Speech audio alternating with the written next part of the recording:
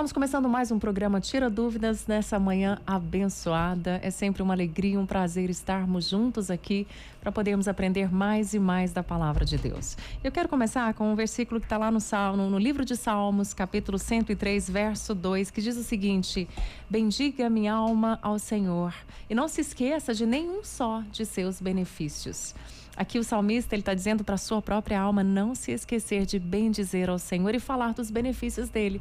E nesse programa, à medida que a gente vai discorrendo aqui a palavra, os benefícios do Senhor, as maravilhas do Senhor vão vindo à tona. Então fique conosco, mande a sua pergunta para a gente, a sua pergunta é muito importante. Manda aqui para o nosso WhatsApp 99997-2005.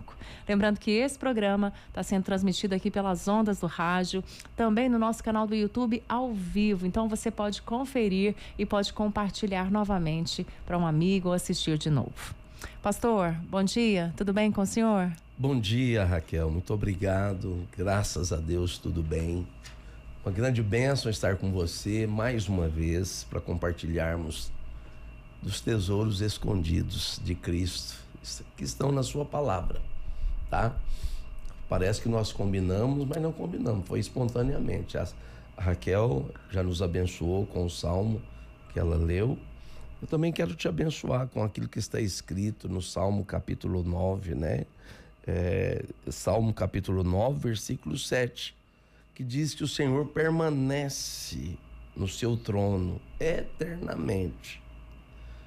Trono que erigiu para julgar.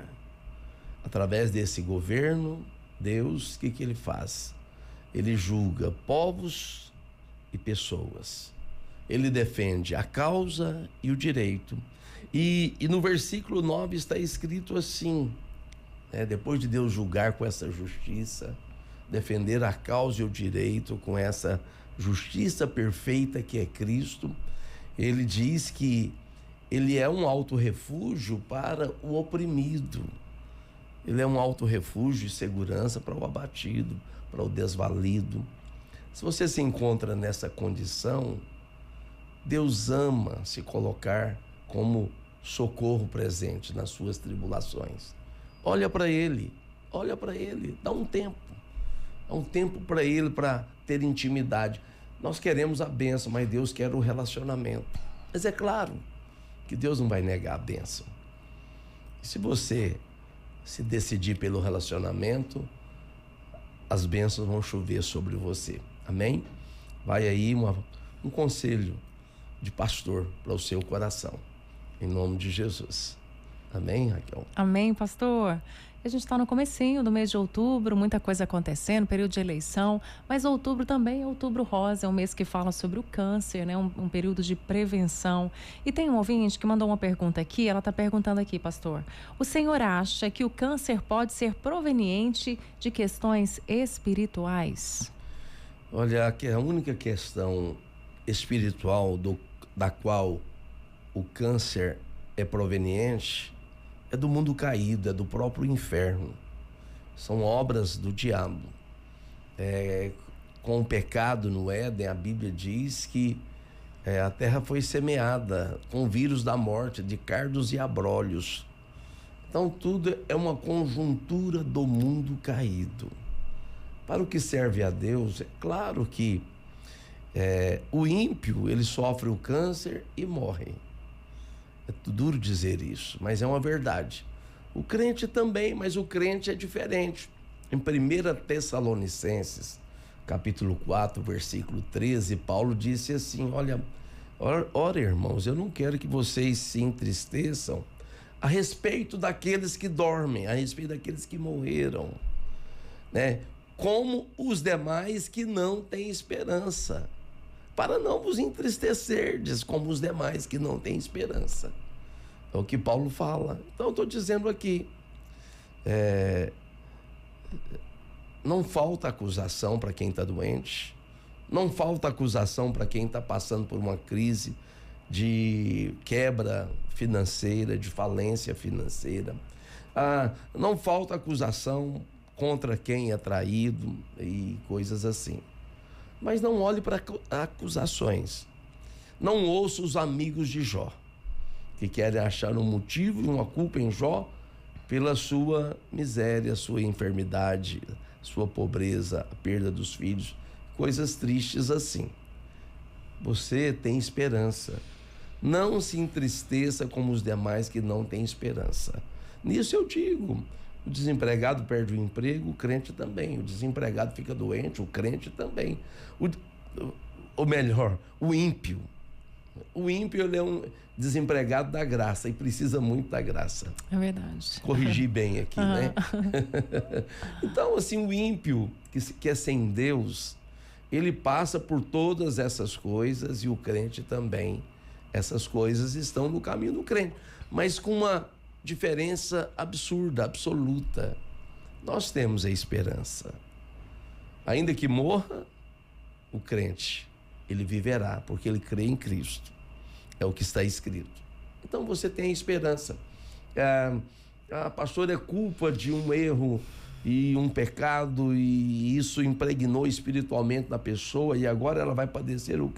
Não, Jesus falou, olha, nem você, nem seus pais são culpados por isso. No crente, a enfermidade, o desemprego ou qualquer vicissitude, qualquer coisa negativa que vem sobre o crente, é para que nele manifeste a glória de Deus. Mas como assim? Sim, Romanos 8 fala, Romanos 8, 18, Deus faz com que todas as coisas cooperem para o seu bem.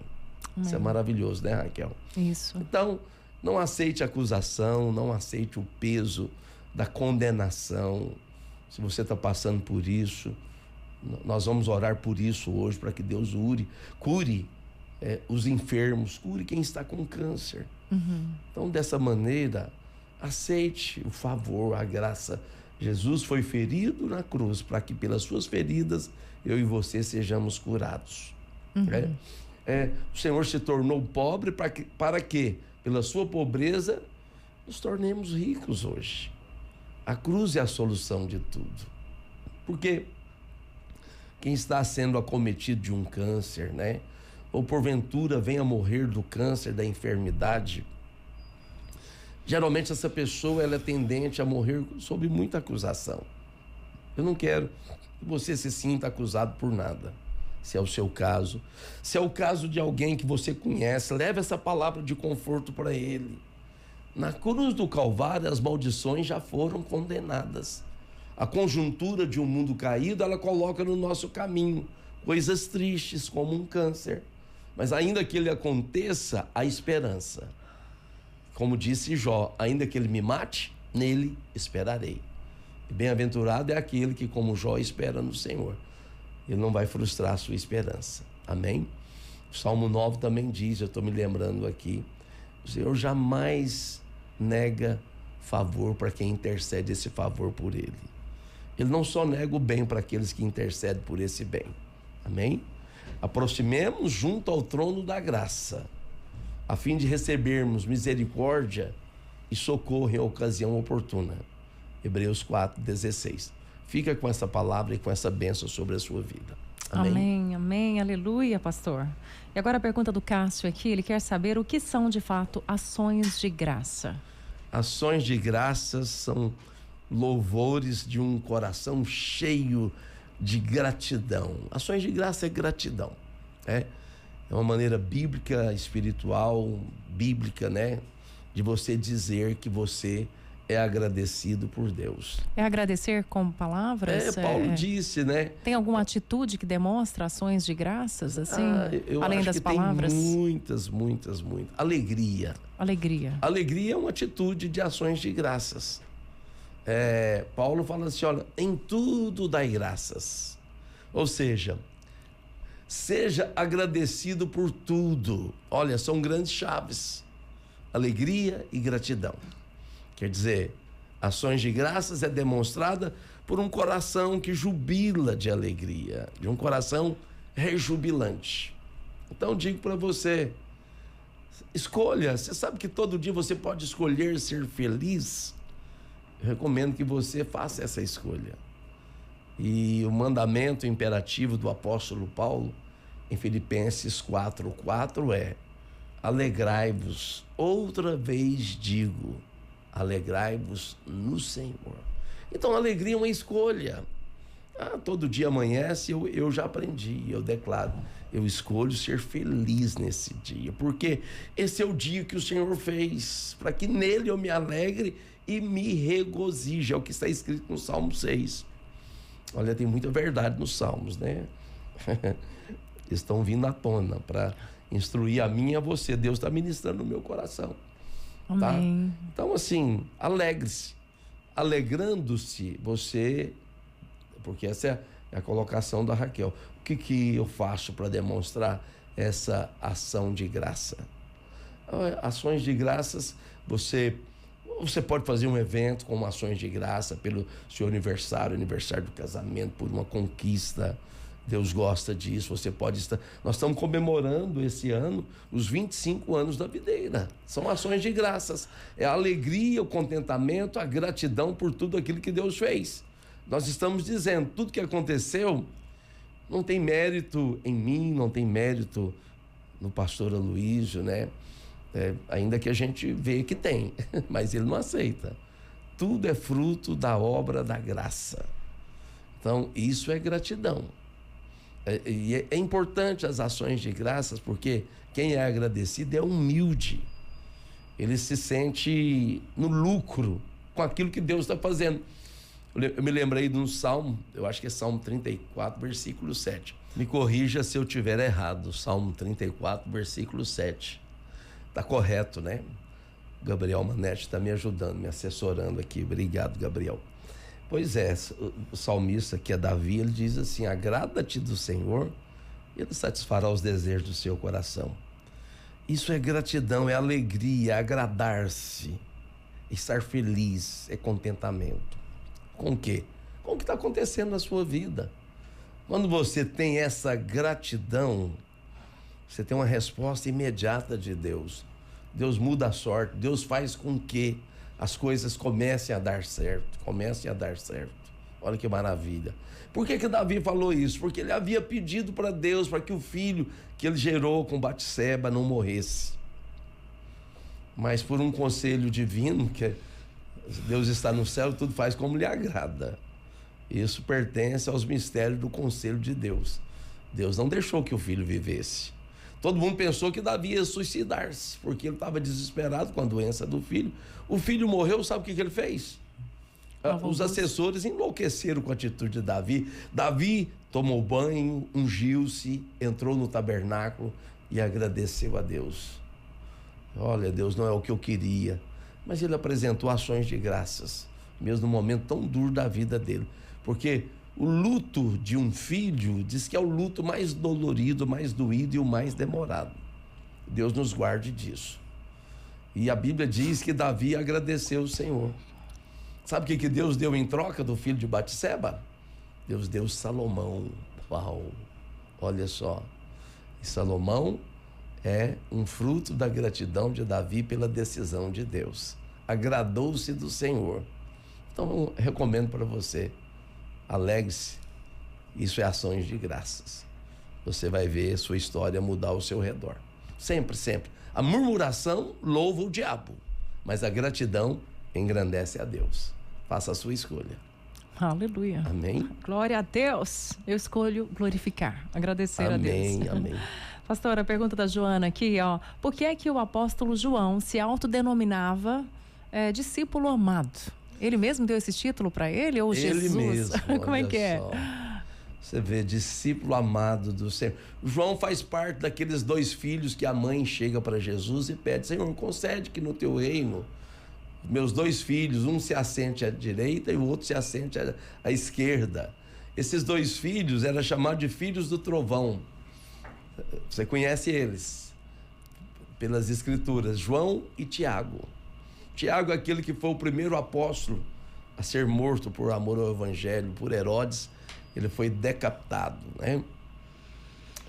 Essas coisas do Estado Islâmico são antigas, que decapitam, né, as pessoas. Pois é, e João é o apóstolo amado, é o apóstolo do amor, né? Tanto ele era amado e era verdade que Jesus, no momento da sua morte, antes que morresse, ele chama, tá ali João e Maria, a mãe de Jesus, e ele fala: olha, mulher, eis aí o seu filho. e fala para João, João, aí essa é a sua mãe. Ou seja, cuida dela, seja o arrimo. Então havia uma afinidade realmente estabelecida entre Jesus e João. Ele se denominava e Jesus aceitou. Ele era o mais íntimo, digamos assim? Foi ele que reclinou o peito na cabeça de Jesus? Sabe que a intimidade do filho com os pais é definida pelos próprios filhos? Às vezes tem aqueles filhos que se aproximam íntimo, mais, mas não adianta forçar a barra. Mas o filho é que determina qual nível de intimidade que ele vai ter com o pai. Assim é comigo e você com relação a Deus. João definiu essa intimidade porque ele tinha a liberdade de deitar, recostar no peito de Jesus. Puxa vida. Ele tinha acesso, né? O cara era fera. Jesus, ele definiu esse acesso e Jesus aceitou. Quer dizer, ele bateu na porta e a porta se abriu para ele. Então ele se denominou aquele a quem Jesus amava. Ele foi ousado, não foi? Foi ousado. A gente diz até que foi pretensioso. Mas ele conseguiu. Deus é assim. Toda vez que você é pretensioso com ele, você encontra portas abertas. Jesus, ele conta uma parábola, Raquel, em Lucas 18, né, do versículo 1 ao 13. Jesus ensinando sobre como orar. E ele conta a história de uma viúva que importunava um juiz. E esse juiz, ele falava assim, mas essa mulher, pela madrugada, não temo a Deus, não devo nada para ninguém. Visto que essa mulher todo dia vem bater na minha porta, para que ela não faça mais isso e pare da pegação no pé, da importunação, eu vou fazer justiça, vou julgar a causa dela. Aí Jesus usa a parábola encenada na vida prática e fala assim, olha, quanto mais Deus fará justiça a todos que a ele clamarem dia e noite. E ele fala assim, será que o Filho do Homem encontrará fé na terra quando ele voltar? Porque confiança em Deus é uma virtude que está faltando em nossas vidas. É uma virtude esquecida, confiança em Deus. João era denominado o discípulo a quem Jesus amava por ele mesmo, porque ele era correspondido, ele se aproximava de Jesus e Jesus com reciprocidade também se aproximava dele. E essa é a verdade para mim e para você. Chegai-vos a Deus e ele se chegará aos outros. A maneira de você estar próximo de Deus não se define mais por Deus, porque por Deus já está definido que os limites e as portas estão aproximadas e abertas de você, tá bom? Se você se aproximar de Jesus, hoje você tem a oportunidade. Hoje eu posso falar, Luiz Rigonato, aquele a quem Jesus ama. Oh, glória. Amém? Aleluia. Nós podemos, cada um pela sua vez, dizer isso, né, Raquel? Isso aí, Raquel Amém? de Lima, amada do Senhor Jesus. Glória a Deus, pastor. Olha, parece que a tônica desse programa, né? Deus vai conduzindo as coisas de uma forma, acho que é a alegria mesmo. Amém. Né? E tem uma pergunta aqui, da Patrícia, acredito que vai ficar para o nosso próximo bloco. Vou deixar a deixa? Vou repetir. Como Paulo, pastor, conseguia se alegrar mesmo em meio a tantas tribulações? É o que a gente vai saber depois do intervalo comercial. Você que está passando por tribulação, você que está sofrendo, Paulo conseguiu se alegrar. Como foi que ele fez para se alegrar tanto assim?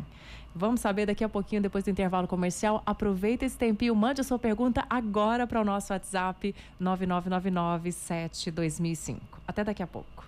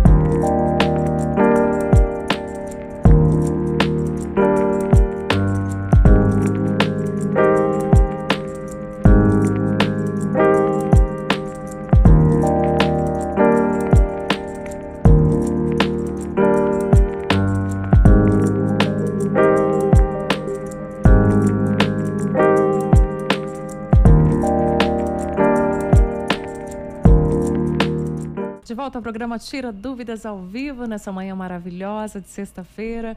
E a gente está falando aqui muito sobre salmos, né? Uma coisa que o Espírito Santo de Deus nos conduziu aqui. E sobre alegria, pastor, e eu me lembrei de uma experiência que eu tive com o Senhor que foi muito marcante para mim. Eu estava num período, assim, difícil da minha vida, muito triste, questionando muitas coisas. E eu estava até grávida da minha segunda filha. E eu me lembro que eu estava lendo um livro, e nesse livro fazia uma citação da última oração ali de Jesus para os seus discípulos. E Jesus prometia uma alegria completa.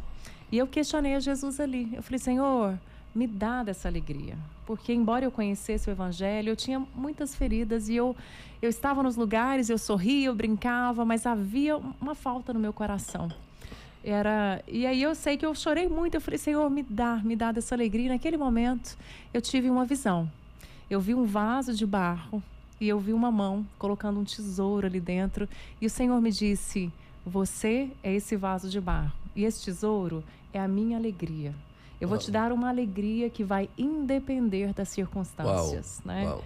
E eu sempre vinculava a minha alegria a outras pessoas. Parece que eu precisava de outras coisas.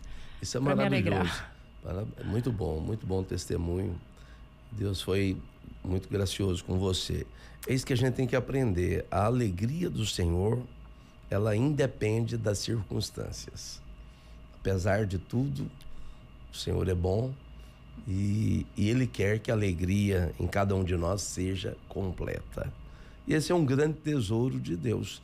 Mas como que isso se manifesta? Por reconhecimento. Reconheça essa alegria.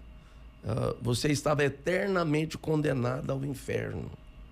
E o Senhor te escolheu antes da fundação do mundo, te atraiu para Ele. E hoje você está eternamente salvo e salva. Aleluia. E eu acho que o senhor começou a responder a pergunta aqui da Patrícia. Ela quer saber, pastor, como é que Paulo ele conseguia se alegrar mesmo em meio a tantas tribulações?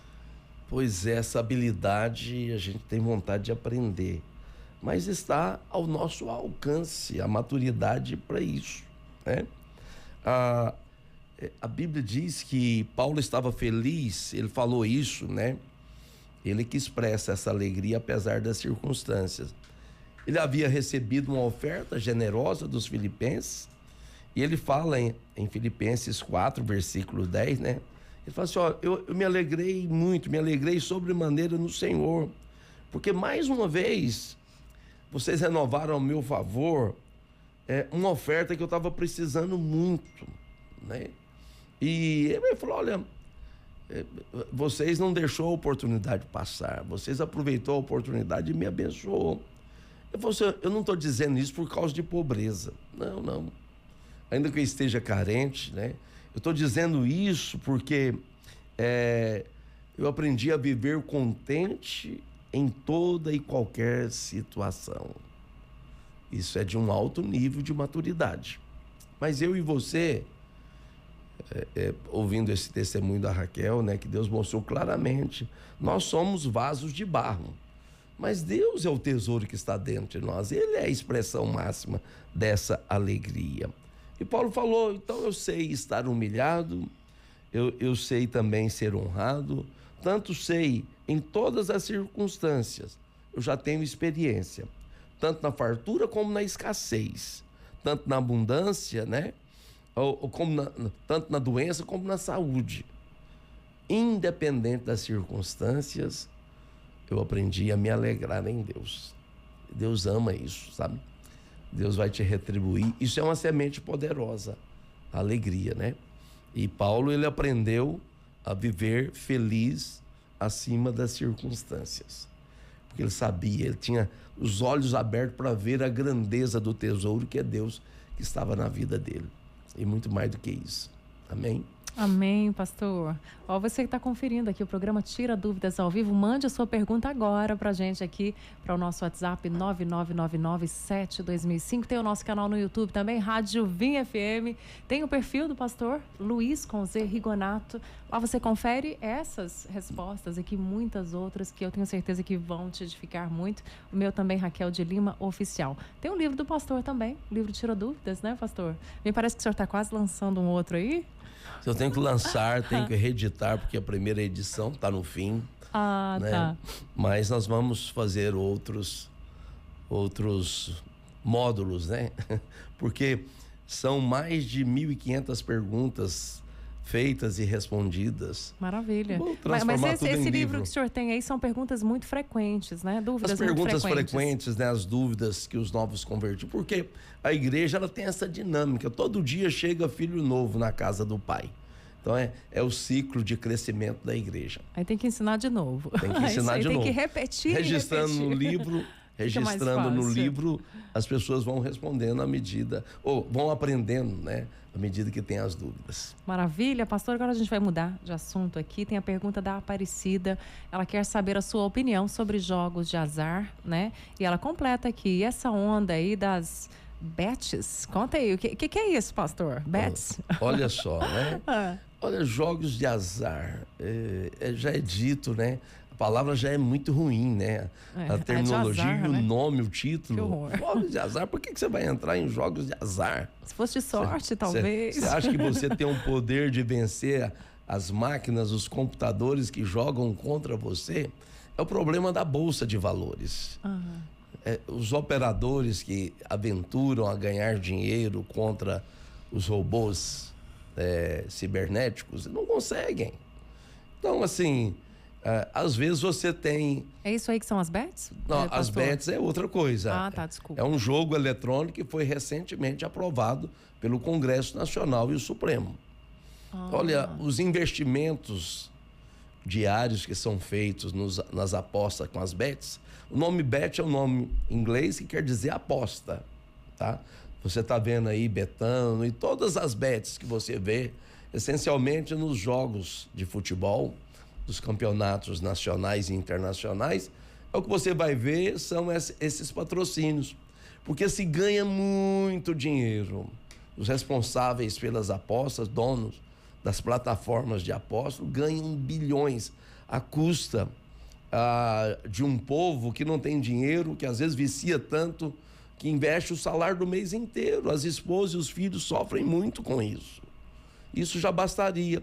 Se investe nas bets atuais, que são jogos eletrônicos autorizados, mais de 24 bilhões mês. Então, é uma fortuna de valor incalculável. E esse dinheiro é de quem? Da pobreza do país. São aqueles que são pobres, viciados em jogos de azar, que afundam o pé em apostas viciantes. Então, seja muito cuidadoso. A igreja tem que orar, porque logo, logo se aprovará no Brasil os cassinos. E os pais de famílias que são susceptíveis e arrastados pelos vícios serão as vítimas fatais desses processos enriquecedores dos magnatas, daqueles que promovem e patrocinam. Para você ter o direito de ter uma aposta dessa, você compra do governo a 30 milhões de reais uma plataforma de aposta. Mas esse dinheiro você recupera em poucas semanas. A custa de quem? Do dinheiro do povo. Cada um deve decidir por si mesmo. Mas como pastor, oh Deus, eu recomendo que você não vicie, que não entre nessa. Por favor, tenha dó de si mesmo. Tenha compaixão da sua família. Tenha compaixão daqueles que dependem do seu futuro. Tá bom? Seu futuro promissor, prosperidade. Porque o marido ele tem um papel. Ele é protetor, mas ele é provedor. Então, como provedor, um pai não pode ser irresponsável a tal nível de ser subjugado pelos jogos de apostas. O que eu estou fazendo aqui, eu vou ter muito bilionário aí contrariado, porque isso aqui é um desserviço para essas plataformas. Mas o Senhor tenha misericórdia, que você seja sábio na sua decisão. Amém? Amém, amém. Pastor, tem uma pergunta aqui da Lucélia, falando sobre vida conjugal. Ela quer saber se casal cristão pode consumir produtos eróticos aí em sex shop. Para quê? Para que isso, né? Você não tem que somente fugir da aparência do mal.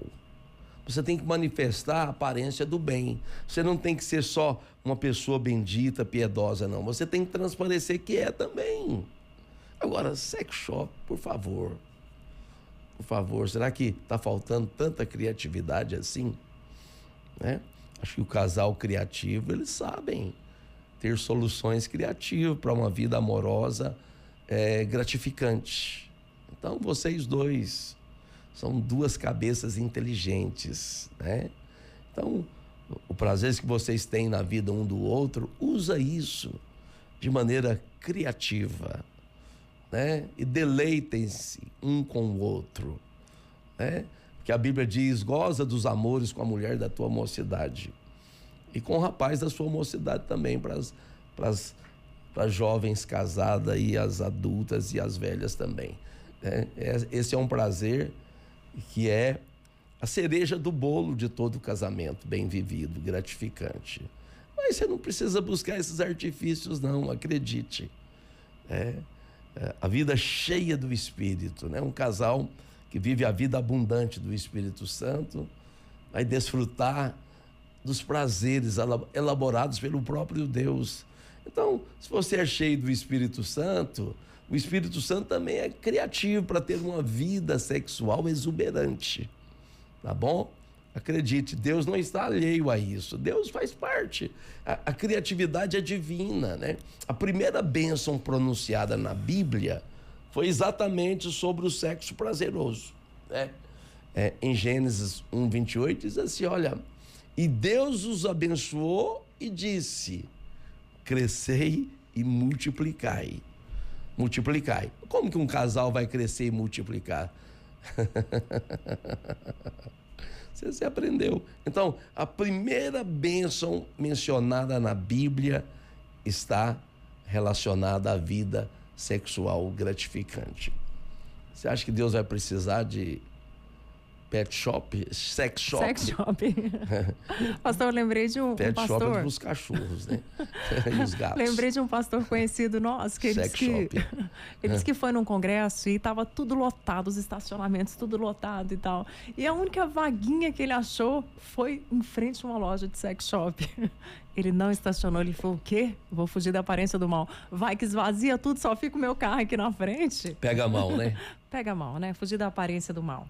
Pastor, tem mais perguntas? Aliás, tem um bocado de perguntas, mas não desanime. Se a sua pergunta não for respondida agora, ela será no próximo programa. Também no Instagram, Luiz com Z, Rigonato, e o meu, Raquel de Lima Oficial. A pergunta aqui, ó, é do Lanilson. Uma pergunta diferente aqui. Ele pergunta: a besta é um demônio ou é o próprio Satanás? É um dos... A besta, né? Leia Apocalipse capítulo 13. Você vai ver uma aparência fantástica, né? Estranha, mas a aparência lá aponta para as características de impérios que antecederam o governo da besta que virá. Mas preste atenção. A besta, por que se chama besta? Pelo poder que vai deter, pelo poder que vai ter, mas essencialmente porque é um ser, é um personagem, eu diria assim, que não vem nem de Deus, não vem do homem. Não vem do homem, da genética humana, e nem foi elaborado por Deus, ele vem do próprio diabo. Agora, é o Satanás ou é uma pessoa? Eu diria que eu acho que está se referindo à hierarquia. É o Satanás, o Bambambam? Ou é um dos demônios lá da... Não, nenhum nem o outro. É algo inédito na própria hierarquia satânica descrita em Efésios capítulo 6. Principados, potestades, dominadores, forças espirituais do mal e demônios. Essa hierarquia já está estabelecida e definida, designada, exposta. Agora, a besta, ela vai emergir ainda. Ela virá, não existe ainda. Mas ela virá com todo o poder do trono do diabo e com todo o poder político da terra. Estará à testa do governo de toda a terra. Mas não é o diabo personificado, não. É um agente do diabo, tá? É uma personagem que vai se destacar no cenário mundial. Mas deixa eu pensar aqui na minha imaginação fértil. Isso. Aqui.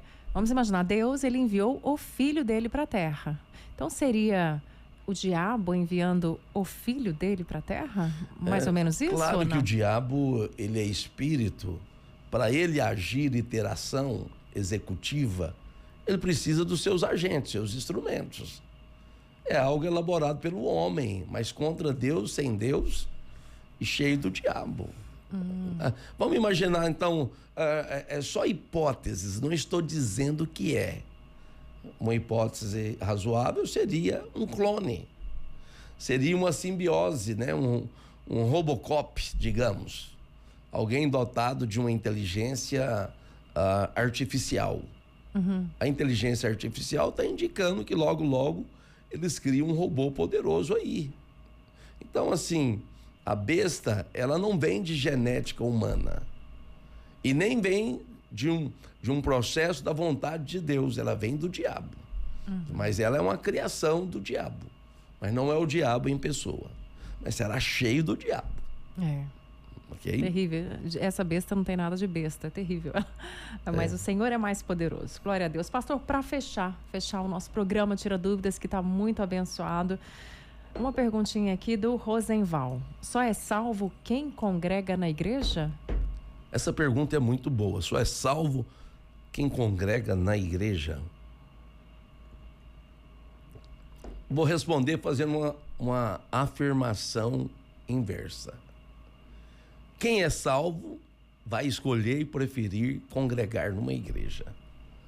Não tem como alguém que de fato nasceu de novo, ama o Senhor, desprezar o corpo do Senhor. A igreja do Senhor é o corpo de Cristo.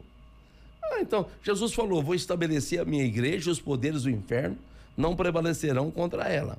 Pois bem, aí eu mostro para você o que Paulo, por Cristo, isso aqui foi mencionado por Jesus, replicado por Paulo.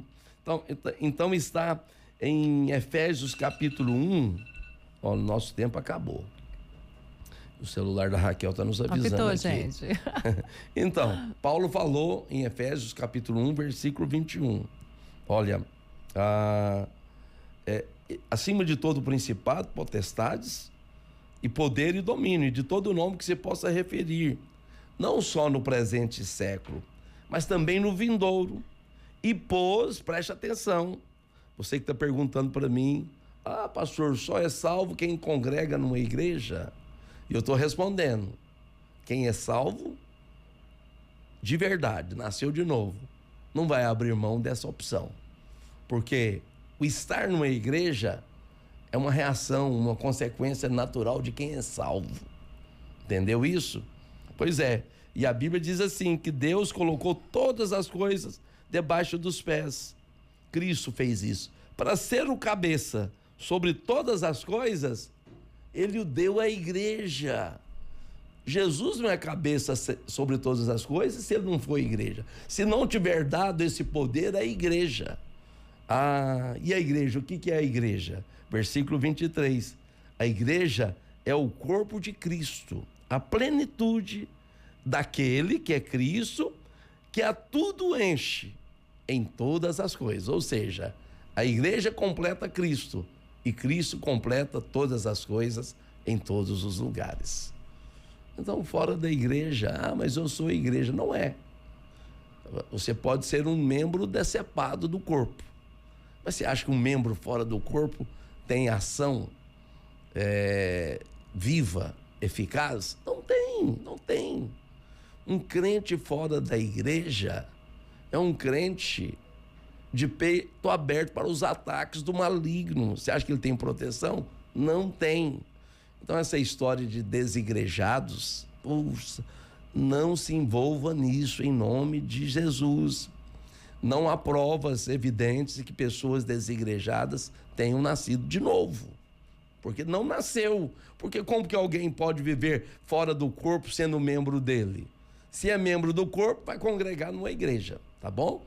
Mas a igreja... Você pode achar muitos defeitos na igreja, mas Jesus não vai ficar satisfeito com você, porque a igreja, ela é a noiva do Cordeiro. E se alguém fala mal da noiva de um noivo, ele não vai gostar disso, tá? Vai aí a dica. Igreja é muito parecido com família, né? A igreja é a família, né? A família é defeituosa, ela tem problemas, mas a gente veio da família e precisa da família. Não tem família perfeita. Não tem, terra. Como não tem igreja perfeita. Não tem. E se você descobrir que tem uma igreja perfeita aí, não vai para ela, tá? Porque porque você vai estragar. Vai estragar. É isso Amém. aí, finalizamos mais um programa Tira Dúvidas nessa manhã abençoada. Quase finalizamos, porque agora é a cereja do bolo. O pastor vai orar, vai ministrar para nós, mas eu quero te agradecer por estar até agora aqui com a gente, por se alimentar conosco aqui da palavra de Deus. Que você seja muito abençoado, e se você puder parar um pouquinho, vamos orar juntos? Amém, Pai. Em nome de Jesus nós oramos. Nos aproximamos, Senhor, através do sangue de Jesus. Ó Deus, falamos com o Senhor pela sua palavra. Obrigado pela sua palavra aberta para nós, Pai. Obrigado pela revelação e a sabedoria dela. Nesse momento, Pai, eu oro como me comprometi, fazer com alegria, com encargo, orar por aqueles que estão enfermos, orar por aquele que está padecendo pelo câncer. Envio uma palavra de cura e declaro: são curados de tudo aquilo que é mortal. Os que passam por dificuldades financeiras, Pai, eu ministro uma palavra de provisão do céu sobre a vida desses. Aqueles que estão endividados, Pai, livra ele dessa maldição. Oh Deus, ministra o coração com sabedoria, para que nesse momento os endividados saibam sobressair desse momento de crise profunda. Senhor, abençoa nosso país, abençoa nossa cidade. Abençoa os governantes que estão investidos de autoridade, Pai. Pai bendito, abençoe as famílias. Estabeleça paz, harmonia, alegria, provisão abundante. Haja vida, haja presença. Esses são dias da sua presença, Pai, sendo invocada. Eu declaro, Pai, que o Senhor que faz com que tudo coopere para o bem daqueles que te buscam, que te amam, que são chamados pelo teu propósito e decreto, são abençoados agora. O Senhor, eles têm a sorte agora melhorada, transtornada para o bem. Ó Deus, nós estamos aqui, orando a oração que tem o poder de mudar a história daqueles que oram, que buscam, que confiam, que creem, que proclamam o nome do Senhor. Senhor, em nome de Jesus, a sua palavra recomenda em Hebreus 4:16, aproximarmos com confiança junto ao trono da graça, a propósito de receber socorro, misericórdia em ocasião de oportunidade, Pai. Hoje é o dia que nós precisamos do Senhor. Eu oro com aqueles que oram comigo, Pai, em concordância. Concordamos, Senhor, com essas coisas. Seja bendito o seu nome sobre nós. Ó Deus, que sejamos expressão da sua glória. Sejamos expressão do seu poder e do seu nome. Para que outros alcancem e tenham acesso, ó Deus, a esse tesouro inesgotável que é a sua bondade e a sua graça. Em o nome de Jesus. Amém e amém.